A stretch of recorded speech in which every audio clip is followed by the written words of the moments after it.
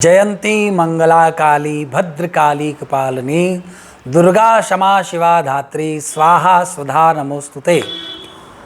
दर्शकों, प्रिय मित्रों एवं अजय दर्शन के समस्त भागवत भक्त, मैं पंडित अजय शास्त्री पुनः नवरात्रि के बारे में कुछ विशेष चर्चाएं लेकर के आपके बीच में उपस्थित हुआ हूँ। नवरात्रि मतलब 9 दिन माँ की उपासना करने के जो समय हैं उसे कहते हैं नवरात्रि। दिन में भगवती काल रात्रि मतलब कि जो परमात्मा के शक्ति है उसकी उपासना करने का समय। आज हम 10 महाविद्या के बारे में बात करेंगे। जब भगवान शिव माँ सती के शरीर को लेकर के संसार में घूम रहे थे, उसी समय भगवान नारायण ने माँ सती के शरीर के 51 टुकड़े करके संसार के अंदर उन टुकड़ों को विराजित कर दिया और प्रत्येक टुकड़े के पास में एक एक भैरव जी को विस्थापित कर दिया। वही 51 शक्तिपीठ आज यहाँ पर हमारे भारत देश के अंदर भक्तों की मनोकामना को पूरी करते हुए आशीर्वाद स्वरूप में इस संसार को कलयुग में समस्त मनोकामनाओं को पूरी करने के लिए स्थापित हैं। अब बात करते हैं हम इन्हीं शरीरों के अंदर से 10 महाविद्याएं उत्पन्न हुई। इन 10 महाविद्याओं ने संसार के अंदर सबसे पहली महाविद्या है महाकाली। महाकाली ने अपने स्वरूप को धारण करके दक्ष के मस्तक को अलग करके जब मां सती ने शरीर को विभत्स किया था, उस समय काली और वीरभद्र इन दोनों को भगवान शिव ने अपनी जटा से उत्पन्न किया था। कालांतर में एक कथा मिलती है कि ये जो काली माँ है, ये भगवान गणेश के समय पर भी जब भगवान गणेश के मस्तक को भगवान शिव ने अलग कर दिया था, उस समय वह उत्पन्न हुई थी। कहा जाता है कि भगवान कृष्ण भी माँ काली का ही स्वरूप हैं। इसलिए उनके मंत्र में क्लीम कृष्णाय गोविंदाय गोपीजन प्राण वल्लभाय इस मंत्र का उच्चारण होता है। तो इसमें भी बीज मंत्र जो है वो क्लीम है। कहते हैं माँ भगवती समय से परे है, काल को जो परास्त कर दे, इसलिए इन्हें कहा गया है काली। जो बाहर से जो संहार और परिवर्तन की शक्ति है, ऐसी माँ काली पहली महाविद्या है। दूसरी है महातारा, माता तारा। ये तारा कुल की देवी हैं, काली कुल की भी देवी मानी जाती हैं। इन्हें तारने वाली बताया गया है। भगवान शिव शक्ति से संपन्न है, भगवान शिव संहार करते हैं, लेकिन संहार करने वाले व्यक्ति को भी जो तार दे वो माँ तारा है। इनकी भी जिह्वा जो है वो बाहर है, इनका स्वरूप भी उग्र है और दोनों जो इनके रूप हैं बड़े ही सौम्य हैं। इनकी जिह्वा बाहर की साइड निकली हुई है। इन्हें त्रिपुर, इन्हें उग्र और सौम्य दोनों स्वरूप में पूजा जाता है। आगे हम चर्चा करेंगे माँ की जो तीसरी विद्या है, उनका नाम है त्रिपुर सुंदरी, श्री ललितांबा। इन्हें श्री विद्या भी कहा जाता है। लक्ष्मी की साधना के लिए यदि किसी व्यक्ति को लक्ष्मी चाहिए तो वह माँ त्रिपुर सुंदरी की शरण में जाए। सौंदर्य यदि चाहिए तो भी वो बाला सुंदरी इन्हें कहा जाता है, इनकी शरण में जाए। इन्हें आनंद और सौभाग्य की देवी माना जाता है। यदि आपके दाम्पत्य जीवन में महिलाओं को दाम्पत्य जीवन में समस्या आ रही हो, वो घूम रही हो, भटक रही हो, उन्हें दाम्पत्य सुख नहीं प्राप्त हो रहा है, तो वो माता के इस तीसरे महाविद्या की शरण में जाएं, उन्हें लाभ होगा। अब हम चर्चा करेंगे चौथी महाविद्या के नाम, जिनका नाम है भुवनेश्वरी। ये श्री कुल की देवी है और ये पूरे अखिल ब्रह्मांड की स्वामिनी है। संसार में कितने ब्रह्मांड हैं, उन सारे ब्रह्मांडों की स्वामिनी जो है वो है भुवनेश्वरी। भुवन भास्कर, एक सूर्य नहीं 12 सूर्य हैं, ऐसे अनेकों अनेक ब्रह्मांड, उन ब्रह्मांडों की जो शक्ति है, उनकी स्वामिनी जो है वो है भुवनेश्वरी देवी। ये पोषण और सृजन करती हैं, भगवान नारायण का सहयोग भी करती हैं। अब हम विषय में बात करेंगे। 5वीं जो महाविद्या है उन्हें कहा जाता है त्रिपुर भैरवी।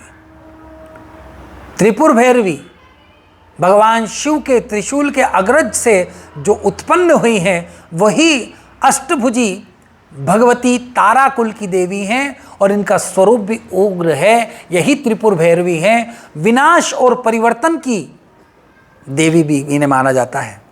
इनकी शक्ति उग्र है। इनकी पूजा करने से व्यक्ति के अंदर उग्रता आ जाती है। इसीलिए उज्जैन में बाबा महाकाल के पास में जो भगवान काल भैरवनाथ जी का मंदिर है, उसी मंदिर के पास में विक्रांत भैरव है, उसी मंदिर के पास में त्रिपुर भैरवी माँ चामुंडा के रूप में बैठी हुई हैं। आगे हम चर्चा करते हैं। माँ का जो छठा स्वरूप है वह है छिन्नमस्ता। ये भी काली कुल की देवी हैं। स्वभाव उग्र है। और जब संग्राम हुआ और उस संग्राम के अंदर जब भगवती को प्यास लगने लगी तो दानवों का रक्त माँ ने पी करके और अपने उस उग्र स्वरूप को शांत किया। लेकिन जब सारे दानवों का रक्त पी लिया और उसके बाद में भी भगवती को रक्त की मीमांसा हुई तो उनकी जो साथ में जो माँ की शक्तियाँ थी, उन्होंने कहा भगवती हमें और रक्त चाहिए, भगवती हमें और रक्त चाहिए। जिनका स्वभाव उग्र है, ऐसी भगवती ने अपनी उन योगिनियों को शांत करने के लिए अपना मस्तक काट करके संसार को ये सीख दी कि जब भी कभी आपके पास में कोई ऐसा व्यक्ति आ जाए जिससे आपके जीवन में खतरा हो, भय हो, उस समय उसके सामने आत्मसमर्पण कर लेना चाहिए। यही बलिदान व चेतना का प्रतीक है। यही माँ का छठा जो महाविद्या है वह स्वरूप इस प्रकार से है। उसके बाद में हम चलते धूमावती। ये भी काली कुल की देवी हैं। इनका स्वभाव भी उग्र है। लेकिन संसार में जितनी माताएं अपने पति से परेशान हैं, जो उनकी बात नहीं मान रहे, या उनका लफड़ा, उनका चक्कर किसी दूसरी माताओं को दूसरी महिलाओं से चल रहा है, या किसी स्त्री ने यदि अपने पति को वश में करने के लिए कुछ खिला रखा हो, किसी स्त्री ने आपके पति को कुछ खिला दिया हो, ऐसी स्थिति में यदि आपको किसी भी देवी देवता से संतुष्टि नहीं मिल रही है या आपको कोई समाधान नहीं मिल रहा है, उस समय आपको देवी के पास में जाना है तो वो है धूमावती। भगवती की ये शक्ति जो है, इन्हें धूमावती कहा गया है। कौन सी देवी? धूमावती। जब भगवान शिव ने अपने स्वरूप को माँ पार्वती से जब भोजन नहीं दिया, उस समय भोजन न मिलने के कारण, क्योंकि इतनी माताएं थी, उस समय कोई माता नहीं थी। क्या एक माँ अपने बेटे को डांट सकती है, मार सकती है? हाँ, उसके बाद में पुनः दुलार कर सकती है। लेकिन एक जैसा स्वभाव रखने वाली यदि कोई दंडाधिकारी देवी है तो वो है भगवती। तो ये जो धूमावती माता हैं, इन्हें यदि आप प्रसन्न करना चाहते हैं तो लोगों की मान्यता है कि वो सुहागन स्त्रियां भगवती के सामने जाकर के उनका दर्शन नहीं करती, क्योंकि जब उन्हें भूख लगी तो वो भगवान शिव को ही अपना ग्रास बना करके खा गई। अब उनका स्वरूप जो है वो विधवा की तरह हो गया।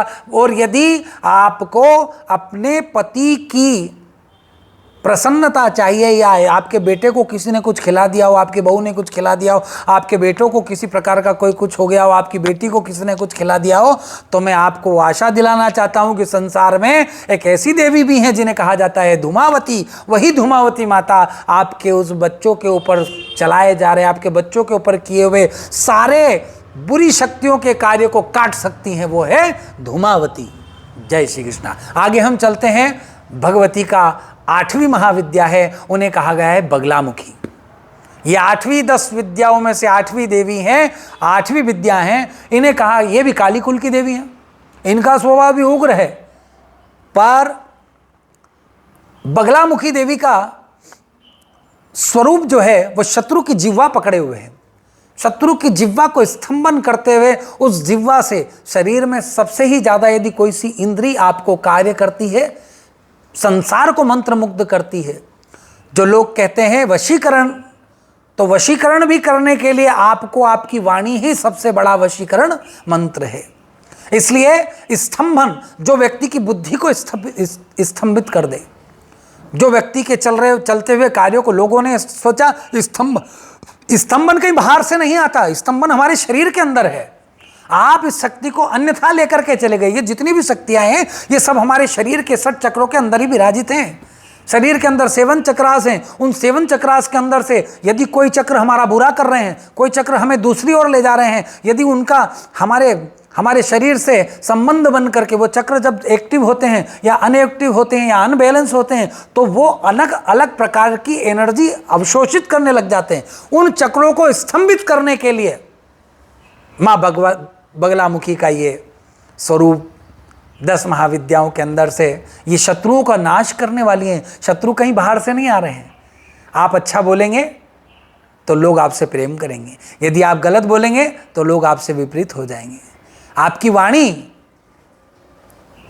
आपके द्वारा दिए हुए संसार को, आपका स्वरूप, चैतन्यता, ये सब बगलामुखी देवी देती हैं। बगलामुखी मतलब साधन की देवी, साधना की देवी। आप जितना उनका साधन करेंगे, जितनी उनकी साधना में रत रहेंगे, वो आपके शरीर को इतना ही सौंदर्य, इतना ही परिपूर्ण करती जाएंगी, क्योंकि 8वीं देवी हैं। 8वीं देवी भगवान कृष्ण का अवतार भी जो हुआ, वो 8वां अवतार भगवान कृष्ण का हम मानते हैं। अष्टमी तिथि के दिन भगवान कृष्ण का अवतार हुआ है। आगे बगलामुखी के बाद में हम चर्चा करेंगे 9वीं महाविद्या है जो है वो मातंगी महामाता। मातंगी महामाता ये श्री कुल की देवी है। इनका सबसे ज़्यादा प्रभाव, यदि आप इनकी आराधना करते हैं तो आपकी वाणी अच्छी हो जाएगी। कैसे हो जाएगी वाणी बड़ी सुंदर हो जाएगी। ये देवी जिस पर प्रसन्न हो जाती हैं उस पर संगीत की अपरंपार कृपा कर देती हैं। उसके बाद में ये जो मातंगी देवी हैं, इनका स्वरूप भी हाथ में वीणा लिए हुए है। इनका स्वरूप जो है वो हरा है, और जैसे ही जो व्यक्ति जिसे ज्ञान की इच्छा है वो मातंगी की आराधना करे, ये भी श्री संपत्ति और यश ऐश्वर्य सब वाणी के माध्यम से प्रदान करती हैं। अब हम आते हैं आगे, और 10वीं महाविद्या जिन्हें कहा गया है कलात्मिका, कमला। ये भी श्री कुल की देवी हैं। ये लक्ष्मी का स्वरूप हैं। और अमावस्या तिथि के दिन, देखिए दीपावली कब मनाई जाती है? अमावस्या को। तो अमावस्या के दिन तो कोई शुभ कार्य करना ही नहीं चाहिए, फिर अमावस्या के दिन लक्ष्मी की पूजन कैसे करेंगे? शास्त्रों में और वेदों में, पुराणों में अभी भी अमावस्या आएगी।